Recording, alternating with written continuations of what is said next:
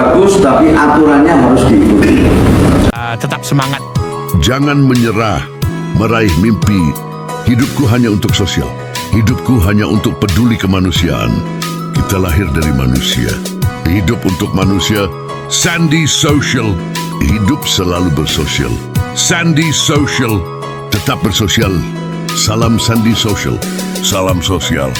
Salam peduli kemanusiaan. Kita lahir dari manusia. Hidup untuk manusia. Salam Sandi Social.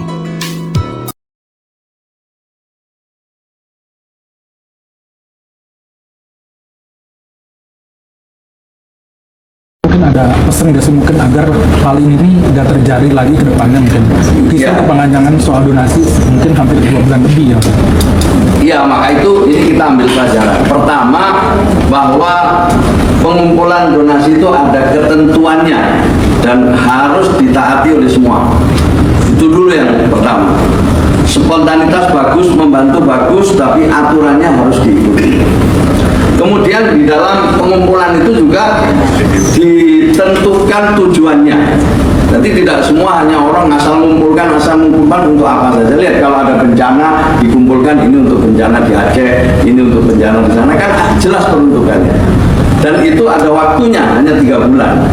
Waktunya hanya 3 bulan. Kalau 3 bulan belum selesai, harus mengajukan izin lagi. Begitu seterusnya. Nah, ini donasi ini awalnya adalah untuk pengobatan Mas Agus Salim. Niatnya ke sana semua. Maka kita ingin dikembalikan ke sana semua. Bahwa peruntukannya seperti apa harus dipertanggungjawabkan. Misalnya ya, tadi ini udah di atas 500 juta. Ya harus dipertanggungjawabkan. Pendapatan yang didapat itu untuk apa saja? Untuk pengobatan Mas Agus Salim, pengobatan apa? Di mana? Kan semua harus ada begitu. Oh, artinya ada laporannya nanti? Harus dilaporkan ke Kementerian Sosial.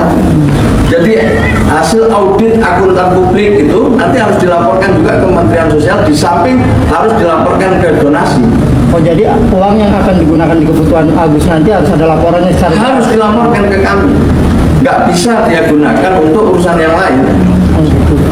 Gimana Bang Farhad? Artinya nanti uang nanti. Jadi kan itu bagus.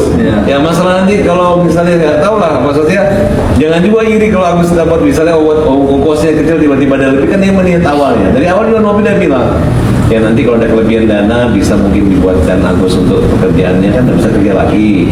Mungkin bisa dibeli kendaraan buat dia yang murah-murah yang bisa dia bolak-balik. Ya.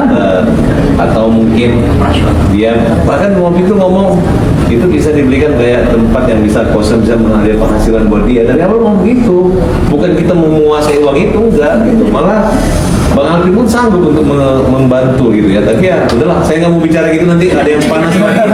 Pokoknya hari ini kita minimal hati saya udah damai deh. Gitu. Ketemu Pak Menteri ini doanya luar gara-gara pakai kopiah. Gitu. Mudah-mudahan saya pakai kopiah terus nih Pak. Waalaikumsalam. Alhamdulillah hari ini saya jumpa dan diundang dengan Pak Menteri dan Pak Wakil Menteri Sosial Indonesia RI, dan ketemu dengan Mas Denny Sumargo di sini. Ada Pak Yusuf Hamka dan Pak Andi dulu. Jadi terima kasih Pak. Insya Allah mudah-mudahan dalam waktu dekat ini persoalan Agus dapat diselesaikan dan karena peran serta dari Departemen Sosial. Pesan Pak Menteri saya, jangan cari masalah, cari musolah aja. Luar biasa sekali, sehingga saya bersama abang saya ini, tadi waktu mau salaman ya abang saya ini wakil menteri loh. Mau salaman dia nggak mau salaman sebelum saya salaman sama Bang Denny Sumargo. Jadi berarti sikap arif dan bijaksana ini memang sebenarnya hanya masalah ini kalau kita besar-besarkan dia akan menjadi, kata Einstein itu, orang kecil yang menganggap masalah kecil itu besar, orang besar yang menganggap masalah besar itu kecil. Jadi hal-hal yang kecil jangan terlalu dibesar-besarkan, hal yang besar juga jangan terlalu dikecil-kecilkan. Nah, oleh karena itu dengan keringanan hati saya, ya kami saling memaafkan lah gitu. Dan intinya sebenarnya Bang Denny Sumargo ini orang baik gitu.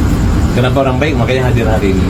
Dan saya menyatakan minta maaf dengan kerendahan hati saya, terutama buat keluarga atau istrinya dan saudara-saudaranya.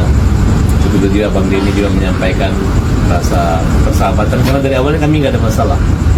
Nah ini mungkin karena dunia medsos sekarang ini sehingga jadi seperti itulah. Tapi saya nggak lihat masa lalu lagi. Sekarang saya katakan bahwa saya ingin lihat masa depan. Saya ingin Agus sembuh. Saya ingin para donatur itu bawa uangnya nggak kemana-mana, tapi semata-mata untuk membantu orang yang susah, membantu kaum yang lemah. Itu aja mungkin dari saya. Terima kasih Mas Denny. Anda adalah orang yang baik, terus berjuang, dan mohon maaf kalau ada agak sedikit gangguan apapun yang kami lakukan itu adalah semata-mata untuk memperjuangkan mobil Agus saja. Tapi Mas Denny adalah orang yang beliau besar, dan hari ini kita kumpul semua para negarawan kita yang bijaksana, dan ternyata Departemen Sosial ini nggak salah gitu. Punya menteri yang sekeren ini beliau, ya karena orangnya rendah hati. Bayangkan tadi siang waktu ketemu itu, saya baru tahu loh, kok saya nggak bisa apa-apa ya. Dan malam ini saya bilang Pak Menteri, saya pakai kopi lagi. Ini bukan topi kebesaran orang Bugis, tapi topi kesabaran. Jadi pakai topi saya lebih sabar gitu. Kalau pakai bando saya lebih emosi gitu. Kita aja buat wartawan, makasih sama Pak Yusuf Hamka. Ini adalah omnya, bapaknya, bapak mertuanya Pak Denny Sumargo. Kalau saya adiknya Pak ini, jadi nggak mungkin kami bersaudara, nggak mungkin kami ribut gitu. Karena Pak Yusuf Hamka ini kalau saya berantem atau apa-apa, dia yang duluan pergi cari Farhad, cari damai gitu. Sama Ahmad Dhani yang damaikan saya beliau, sama Ahok dan Anton Medan juga beliau. Jadi kalau sudah orang tua turun tangan dan orang yang bijak turun tangan, kalau kita nggak dengar ya menjadi apa kita ini. Terima kasih Pak Yusuf Hamka, terima kasih Pak Wamen, Pak Menteri. Ya, sendiri. Ya. Terima kasih banyak untuk Gus Menteri, Pak Wamen, Pak Yusuf, Pak Andi, dan semua jajaran terkait, dan terima kasih Bang Farhad beserta timnya juga sudah bisa hadir di sini. Saya terima kasih banyak sudah diundang. Saya tahu waktunya juga sibuk, tapi saya melihat di sini ada keindahan yang dibawa oleh Gus Menteri bersama jajarannya, di mana ingin menyelesaikan persoalan ini langsung pada titik masalahnya.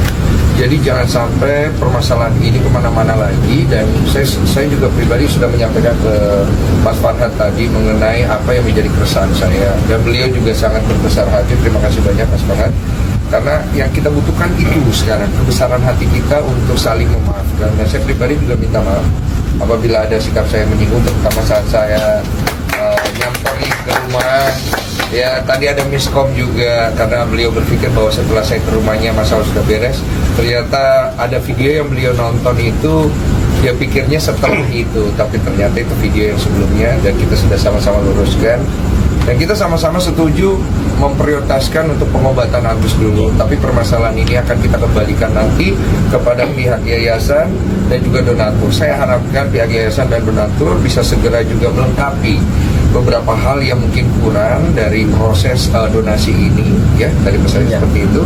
Nanti saya akan coba sampaikan secara pribadi, dan kemudian untuk para pihak donatur yang sekarang ini berada di bawah kawalan kuasa hukumnya Pak Pablo, untuk bisa juga menurunkan emosinya juga, ya.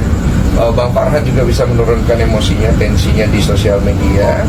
Begitu, jangan terlalu sering nyerang-nyerang juga, ya. Kalau bisa ya Mas Farhad, ya. Kita semua sama-sama turunkan. Nanti kita coba cooling down dulu beberapa hari, dan kita ambil langkah-langkahnya sesuai dengan instruksi Gus Menteri dan lain-lain, supaya terjadi perdamaian yang baik, ya. Gitu. Paling itu ya. Ya. Siap.